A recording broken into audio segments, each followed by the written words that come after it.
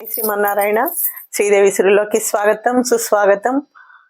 ఎంతో మంది శ్రేయోభిలాషులు ఆత్మబంధువులు ప్రతి ఒక్కరి కోరిక మేరకు అంటే నేను ఫస్ట్ వీడియోస్ స్టాప్ చేద్దామని అనుకున్నా కదా, కానీ అందరి కోరిక మేరకు అప్పుడప్పుడన్నా చేయండి అంటే ఎంత గర్వంగా అనిపిస్తుంది అంటే మీరు చెప్పిన 4 మంచి మాటలు మేము కూడా ఫాలో అవుతున్నాము, తప్పకుండా మీరు చేయండి. కొంతమంది చెల్లెళ్ళు స్నేహితురాళ్ళు ఎంతో మంది నాకు చెప్పారు.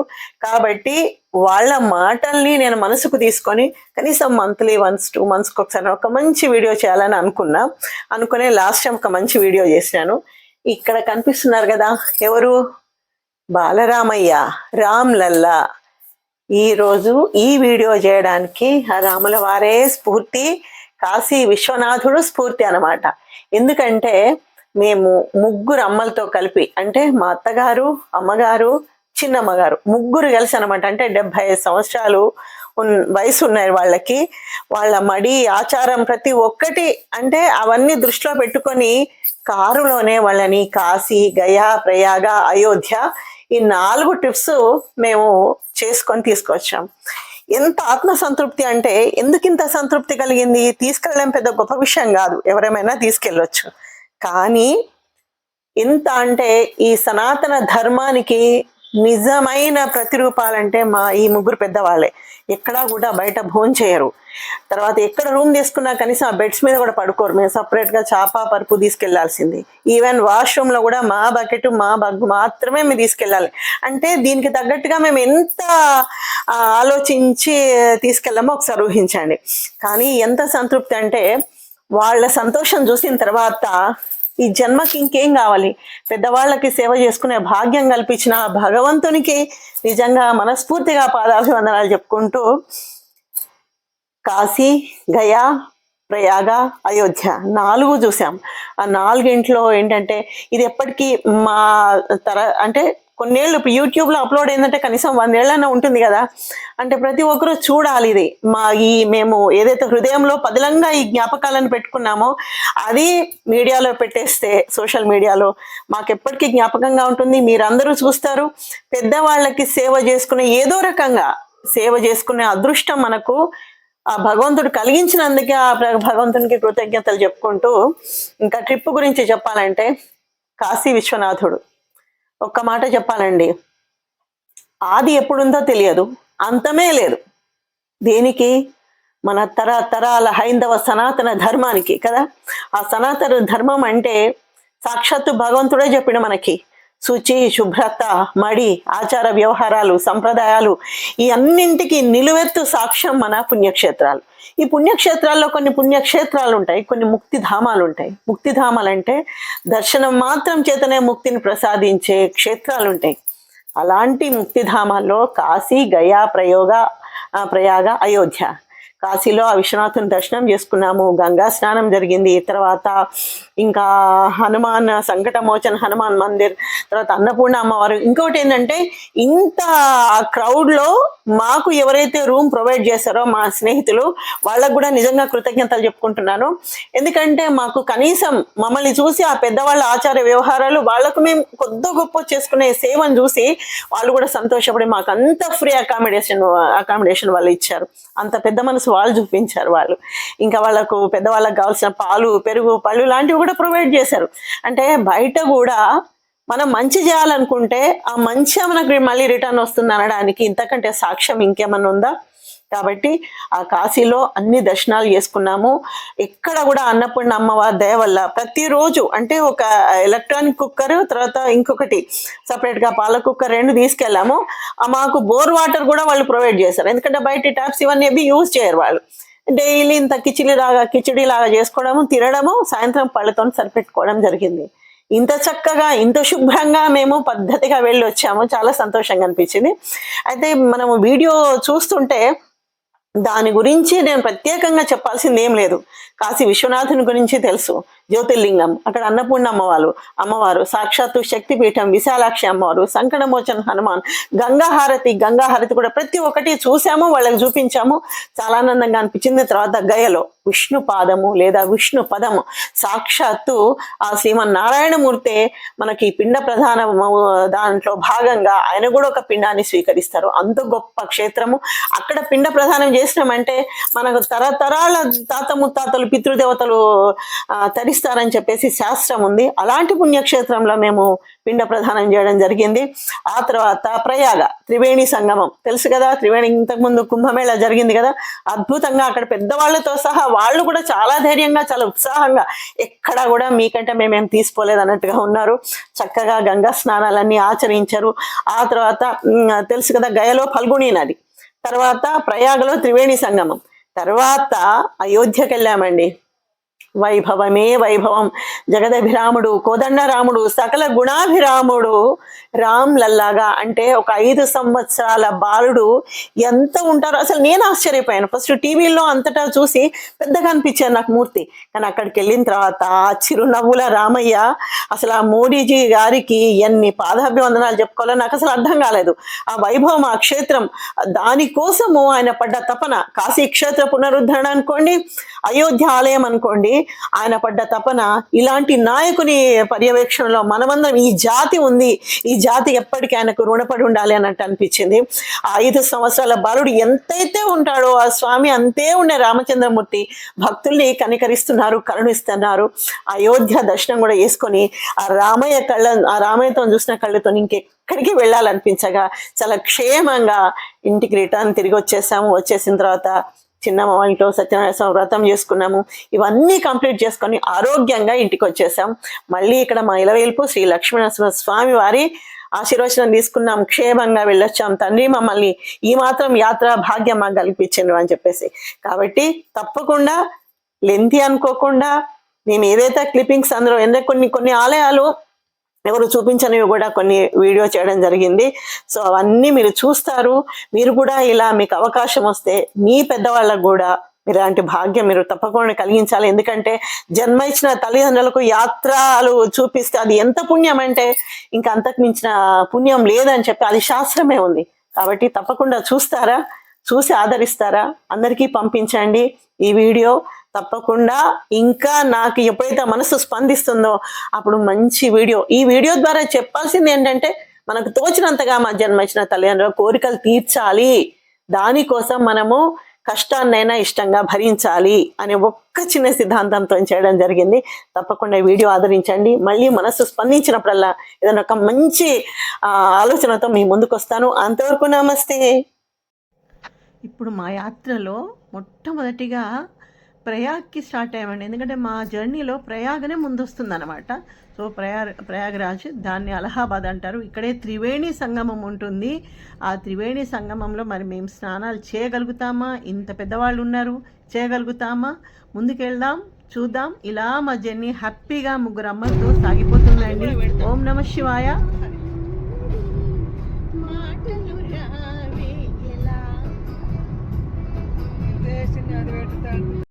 అయితే ఈ ప్రయాగరాజ్లో విశిష్టత ఏంటంటే త్రివేణి సంగమ స్నానం అండి. గంగా, యమున, సరస్వతి అక్కడ మనకు క్లియర్గా కనిపిస్తుంది. సరస్వతి అమ్మవారు మాత్రం అంతర్వాహినిగా ఉంటారు.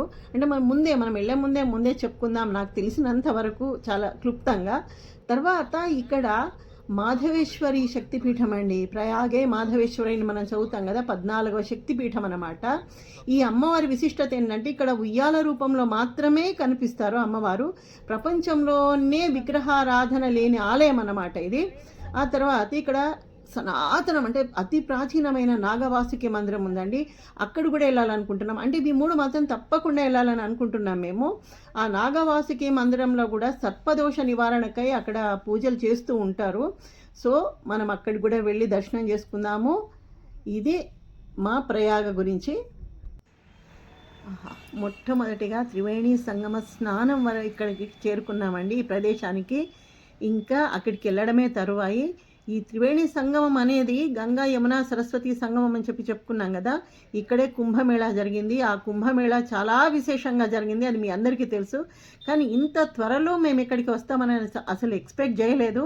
చూద్దాం, లోపలికి వెళ్ళి అక్కడ స్నానాలు ఆచరిద్దాం. ఎలా ఉంటుందో అనుభూతి అనేది. ఇంకా ఏంటంటే ఈ వీడియో మొత్తం మీరు కూడా మాతో పాటు ప్రయాణం చేసినట్టుగా భావించి మీరు చూడండి, చాలా అద్భుతంగా అనిపిస్తుంది. ఇప్పుడు ఎక్కడైతే మనం ఉన్నామో ఈ ప్లేస్లో అక్బర్ ఫోర్ట్ ఉందండి. ఇక్కడ అక్బర్ ఫోర్ట్, ఇది మన వెనకాల కనిపించేది దాన్ని అక్బర్ ఫోర్ట్ అంటారనమాట. ఇంకా మనం ఇక్కడ బోట్ మాట్లాడుకొని మనము ఆ సంగమ ఎక్కడైతే జరుగుతుందో ఆ సంగమ ప్రదేశానికి మనం వెళ్ళాలి. అక్కడ ఏంటంటే నాకు తెలిసినంతవరకు అక్కడ 2 పడవలు అన్ని పెట్టేస్తారు, తాళ్ళు కట్టేసి ఆ లోపల నదిలో ఒక చెక్క వేస్తారంట. అందులోకే మమ్మల్ని దింపుతారు అని అన్నారు. నాకు భయం వేస్తుంది, కానీ చూద్దాం, భగవంతుని దయ వల్ల అట్లా చేయగలిగితే, ఆ నదిలో దిగి స్నానం చేయగలిగితే అంతకంటే మించి కావాల్సింది ఇంకేముందండి. అద్భుతంగా అతి పవిత్రమండి.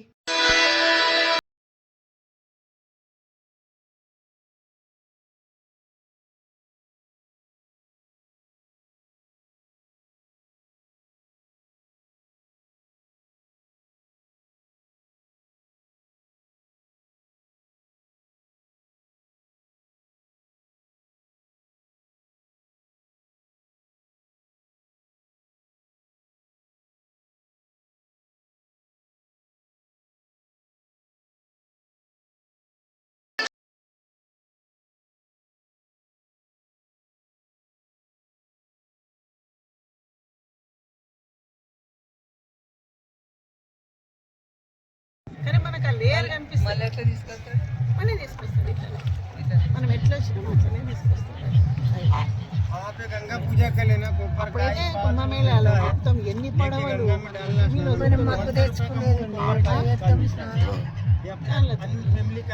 తాగకుండా అయిపోయి క్యాన్లతో అంతే కదా. ఇది ఇంత పోసుకోవాలి, పెద్ద మూతలు ఇది వేస్తే మంచిగా మబ్బు వేస్తే అయిపోతుంది. మనం నాకు త్రివేణి సంగమం మీద స్నానం మీద ఆలోచన లేదు. అంటే ఎక్కినాక ఫస్ట్ నుంచి అంటలేను, నువ్వు అన్నా అది ఎప్పుడు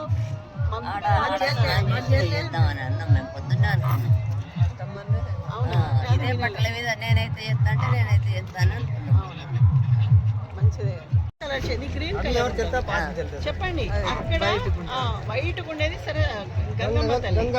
ఇప్పుడు మనం యమున గ్రీన్ కలర్ ఉంటుంది. యమున సరస్వతి అంతర్వాహిని. ఎంత బాగా కనిపిస్తుంది చూడండి, క్లియర్గా. ఎంత అద్భుతం చూడండి. యమునలో ఇది యమున కలర్ గ్రీన్ కలర్ ఉంటుంది. అక్కడ సరస్వతి గంగమ్మ, సరస్వతి అమ్మవారు లోపల, సరస్వతి నది లోపల అంతర్వాహిని.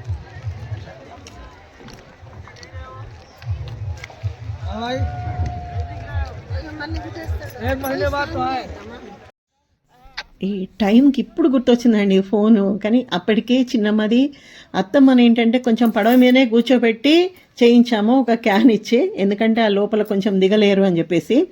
ఆ అమ్మ పైకెక్కుతుంది చూడండి ఎంత ధైర్యంగా. నాది రాలేదు, ఎందుకంటే నన్ను చాలా బలవంతంగా మీరు దంపతులు ఇద్దరూ దిగాలి అని చెప్పేసి ఆ పడవవాడు కూడా పాపం చాలా ఫోర్స్ చేసి నన్ను బలవంతంగా దింపేండ్రు. అప్పటికి చాలా టెన్షన్ అయిపోయినా, కానీ చాలా అద్భుతంగా అతి పవిత్రంగా అనిపించింది. నిజంగా నాకు కొంచెము నీళ్ళు అంటే చాలా చాలా భయం అండి చిన్నప్పటి నుండి. అయినా సరే ఆ కాశీ విశ్వేశ్వరుడు ఇంత పవిత్ర స్నానాలు నేను చేసుకునే పుణ్యాన్ని నాకు కలిగించిండు, పెద్దవాళ్ళకు కూడా చేసుకునే భాగ్యాన్ని కలిగించిండు. చూడండి, అంత పెద్దవాళ్ళు అంత ధైర్యంగా దిగుతుంటే వాళ్ళదే కదా భాగ్యం, అవునా కాదా? ఇప్పుడు చూడండి, ఇంకా ఇట్లా కొంచెం ముందుకెళ్తే మనకు అక్కడ కనిపిస్తుంది లేయరు. ఇప్పుడు చూడండి, అక్కడ ఒక బోట్ ఉంది కదా, ఈ ముందు మాత్రం ఏదైతే ఆ తెడ్డు అది ఉంది కదా, అక్కడ గ్రీన్ కలర్ కనిపిస్తుంది. ఆ ముందుకెళ్తే అక్కడ వైట్గా కనిపిస్తుంది గంగమ్మ. ఇంకోటి ఏంటంటే ఇక్కడ గంగ చాలా వేగంగా ప్రయాణం చేస్తుంది, వేగం ఎక్కువ ఉంటుంది. కాశీ వరకు వచ్చేసరికి వేగం తగ్గుతుందండి, అంటే చాలా నిశ్చలంగా నిర్మలంగా అక్కడ ఉంటుంది అని చెప్పేసి మనకిది నేను విన్నాను, అది మీకు చెప్తున్నాను. ఇప్పుడు మన త్రివేణి సంగమ స్నానము ఈ యాత్రలో భాగంగా మొట్టమొదటిగా పవిత్ర స్నానాలు ఆచరించి హాయిగా తిరుగు ప్రయాణం 3 అమ్మలతోని వచ్చేస్తున్నామండి. ఇప్పటి వరకు మార్నింగ్ నుంచి వాళ్ళు కాల్లో కూర్చున్నప్పుడు ఏదో పండో ఫలమో తిన్నట్టున్నారు, అంతకు మించి ఇంకా ఏమి లేదు. అట్లానే తడి బట్టలతో బట్టలు మార్చుకోమంటే కూడా వాళ్ళు మార్చుకోలేదండి, ఇట్లానే ఉందామన్నారు. అది ధైర్యం అంటే. అట్లానే మేము తిరుగు ప్రయాణం కట్టేస్తున్నాం. ఆ తర్వాత ఇప్పుడు మాధవేశ్వరి అమ్మవారి దగ్గరికి, అంటే మన భారతదేశంలోనే 14వ శక్తిపీఠం ప్రయాగే మాధవేశ్వరి అమ్మవారి ఆలయం దగ్గరికి వెళ్తాము. ఆ తర్వాత నాగవాసుకి మందిరానికి వెళ్తాం. చూద్దాం.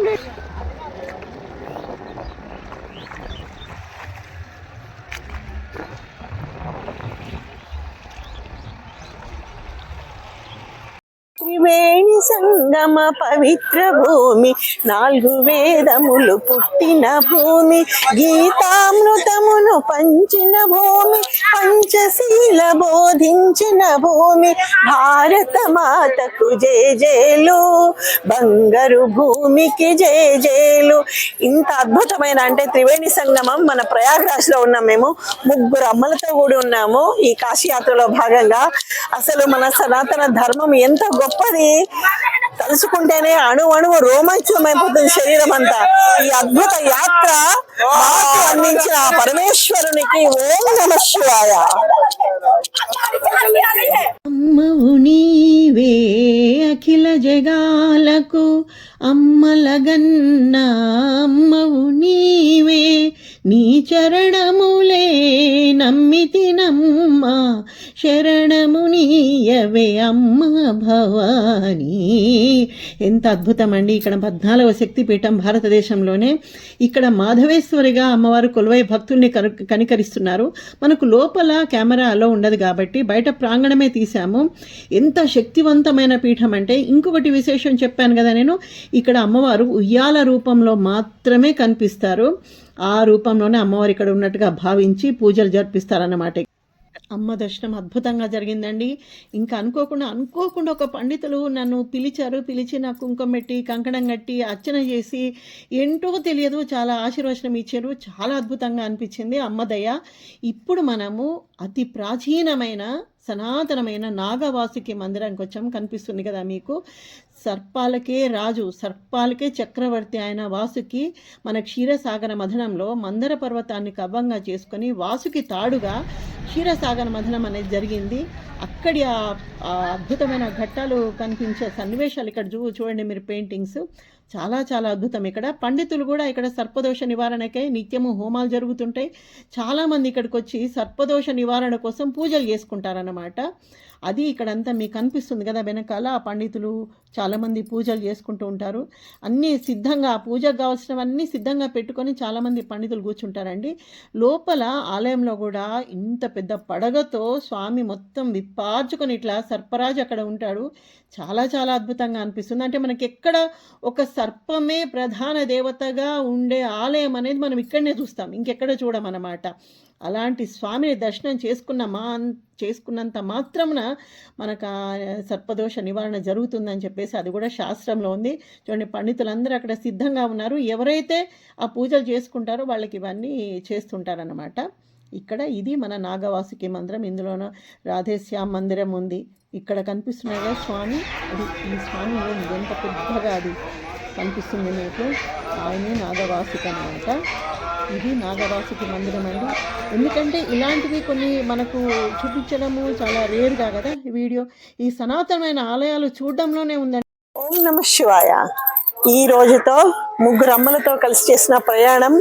ఫస్ట్ యాత్ర ప్రయాగ్రాజ్లో అడుగుపెట్టాము మేము. ప్రయాగ్రాజ్లో త్రివేణి సంగమంలో స్నానం చేసి తర్వాత 14వ శక్తిపీఠమైన అతి శక్తివంతమైన మాధవేశ్వరి అమ్మవారిని దర్శనం చేసుకొని ఆ తర్వాత నాగవాసుకి మందిరం అతి ప్రాచీనమైన మందిరం అన్నమాట. ఇక్కడికి వచ్చి పూజలు చేయించుకున్న, స్వామి దర్శనం చేసుకున్న సకల సర్ప దోష నివారణ అవుతుంది. అలాంటి నాగవాసుకి మందిరానికి మేము వచ్చిన దీనితో మా ప్రయాగ్రాజ్ యాత్ర ముగిసిందండి. ఇంకా ముందుకెళ్దామా?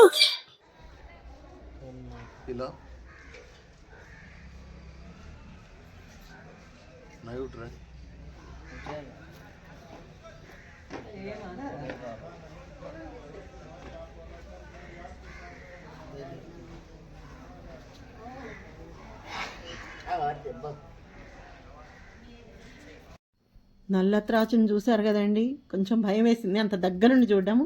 సో అక్కడ మొత్తం కంప్లీట్ అయిపోయి ఇప్పుడు వారణాసికి బయలుదేరామండి. కాశీ విశ్వనాథ తండ్రి విశ్వనాథ, నువ్వే తండ్రివైతే మా తల్లి విశాలాక్షి, నువ్వే మాకు సాక్షి. ఆ సాక్షిభూతుడు ఆయన జగదోద్ధారకుడు మమ్మల్ని ఇంత చక్కగా ముగ్గురు పెద్దవాళ్ళతో కలిపి మమ్మల్ని యాత్రకి మాలో ఉండి నడిపిస్తున్నాడేమో నాకు అనిపిస్తుంది. ఎందుకంటే ఈ సాహస యాత్రనే ఇది మాకున్న ఈ ఆచారాలకి. ఇంకా కాశీ యాత్రకు బయలుదేరాను. దాదాపు రాత్రి అయిపోయింది. ఇప్పుడు 8-8:30 కావస్తుంది అనుకుంటా.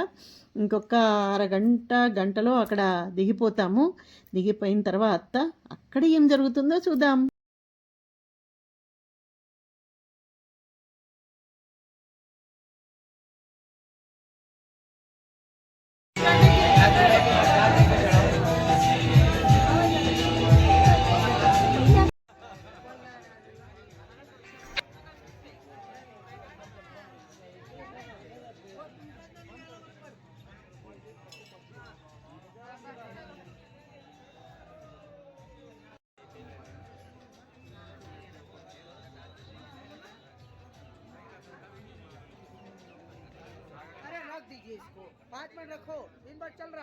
सरस्वती नर्मदे सिन्धु कावेरी जलेऽस्मिन् सन्निधिं कुरु। गङ्गे च यमुने चैव गोदावरी सरस्वती नर्मदे सिन्धु कावेरी जलेऽस्मिन् सन्निधिं कुरु।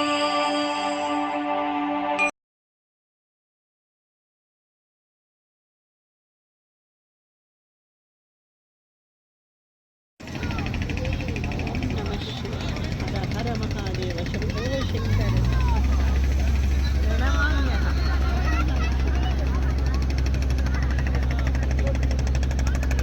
84 ఘాట్లు మళ్ళీ సేమ్ ప్లేస్కి వస్తుంది అంతేనా ఇది?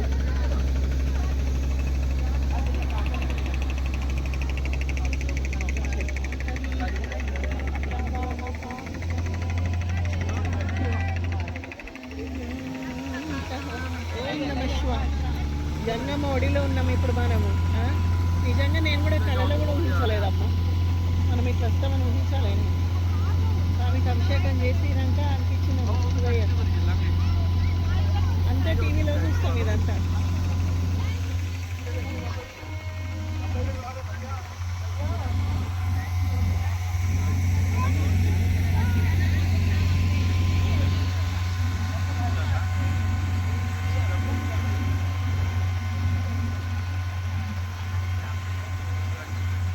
లో విహరించి 64 ఘాట్స్ ఉంటాయండి.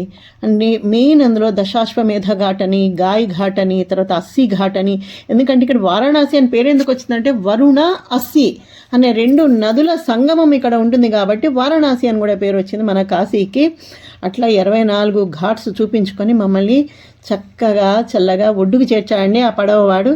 ఇది గంగమ్మ ఒడిలో విహరించిన ఈ ఘట్టం అన్నమాట, ఈ దృశ్యం అన్నమాట. गङ्गे त्वं परमात्मा च शिवस्तुभ्यं नमः शिवे। शृणुयात् श्रद्धया युक्तः कायवाक्चित्तसम्भवैः सर्वान् कामानवाप्नोति प्रेत्य ब्रह्मणि लीयते। तस्यां दशम्यामेतच्च स्तोत्रं गङ्गाजले स्थितः।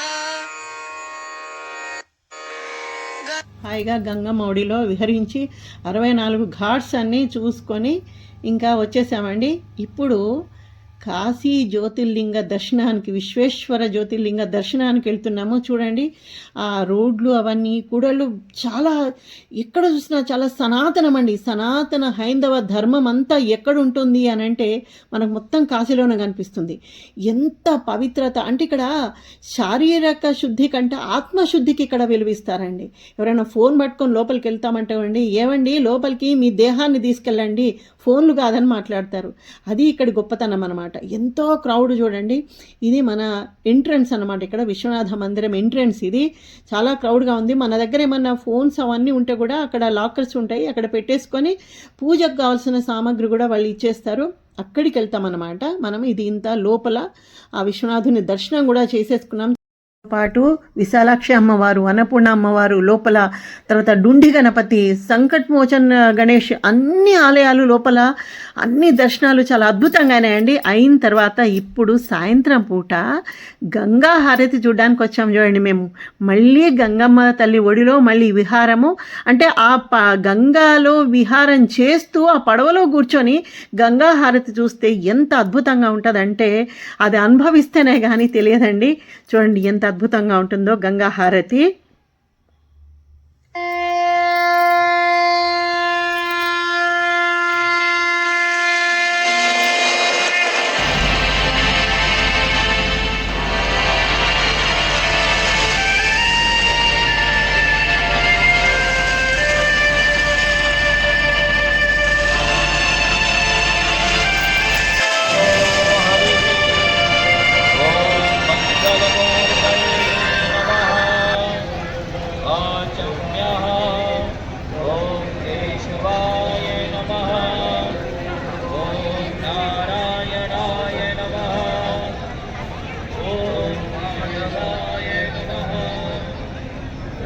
हस्तप्रक्षालनं गोविन्दाय नमो नमः।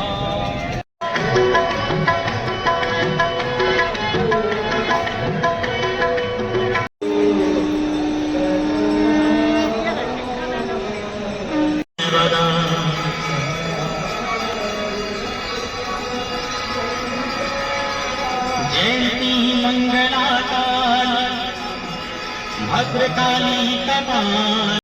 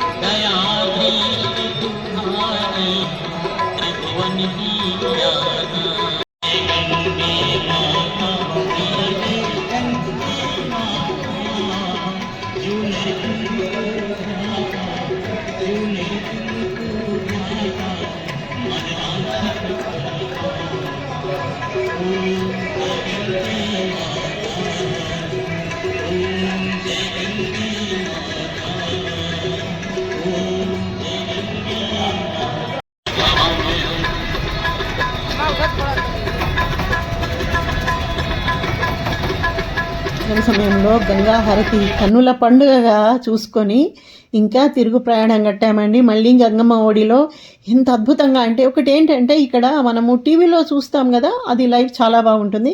కానీ పడవలో ఉండి తీసాం కాబట్టి కొంచెము మనకు కాస్త కనిపించినట్టుగా, కానీ ఈ చూసిన కనులే కనులండి, అదే భాగ్యం. ఇప్పుడు అట్లా మళ్ళీ ఆ సాయంత్రం ప్రదోష వేళలో అదంతా చూసుకొని మళ్ళీ మేము ఎక్కడైతే బస చేశామో అక్కడికి ప్రయాణం మొదలుపెట్టాం. మళ్ళీ నుండి గయాకు బయలుదేరామండి. గయలో పిండ ప్రదానం చేసుకొని ఇక్కడి నుండి అయోధ్యకు బయలుదేరాం.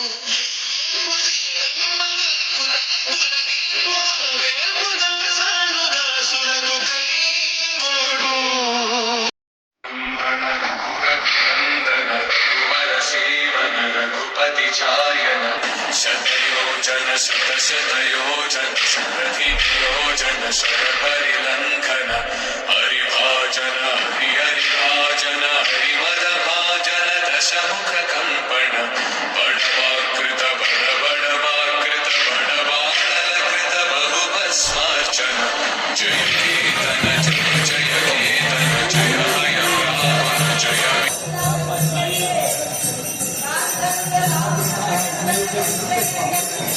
Thank you.